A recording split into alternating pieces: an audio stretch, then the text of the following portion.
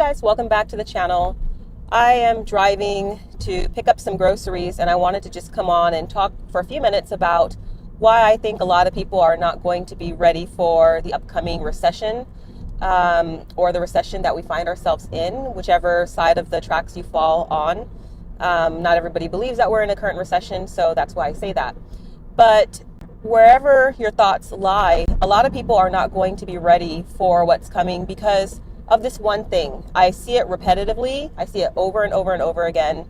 I see it in the comments that are left on my videos. I see it when I go out into the world and just observe people. But the one thing that I believe separates people that are truly getting ready for what is to come and what is already happening from those that are not prepared is sacrifice. Because people overall in society are not willing to make sacrifices. They see the writing on the wall, or they choose not to see the writing on the wall. But regardless, they choose to not make sacrifices in a lot of different areas in life. Right now, it is very obvious how much more, little by little, difficult it's getting to afford a place to live, afford to put food on your table, afford to keep the lights on in your home, afford to pay the bills that come in on the mail, to afford your everyday necessities, let alone things that you actually want. And people are not sacrificing. People are not willing to do with less. People are not willing to downsize.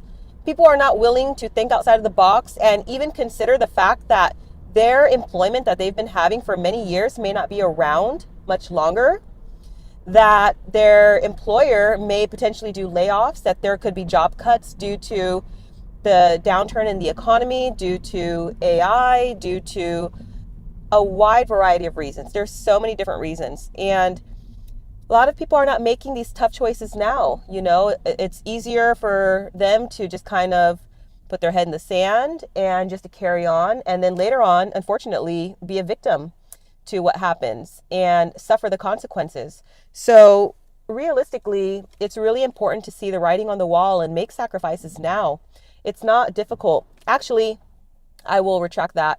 It is difficult sometimes, but it gets less and less difficult when you actually are practicing the art of living with less, of learning how to be more frugal, of learning different types of skills and not just being on this hamster wheel of, you know, your day-to-day life, the day-to-day, just wake up, go to work, make barely enough to cover your needs, and then let alone spend all the money that you bring in, and then repeat it over and over again. And never mind time for family and never mind anything else that you want to do. So I just see this over and over. We have been making tons of sacrifices for years, and it's not easy, but it is doable and it is worth it because you set yourself up to better hedge against what is coming. You know, all of the different things that are going on in the world. I understand that this is way beyond America. This is everywhere. And it's funny because I get comments all the time from people saying, well, I don't see anything wrong with the economy. There's no recession coming. We're not in a recession, because people spend money left and right. People are going on trips. People are buying new vehicles. People are doing very well. Nobody's complaining. News flash. People are in massive debt. Massive debt, okay? And people live way beyond their means. People can look like they have it all, like they have everything.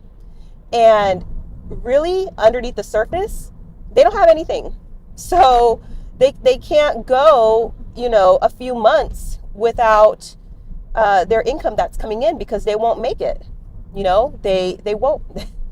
So all those comments, I mean, every time I see them, I just laugh because it's funny. It really is.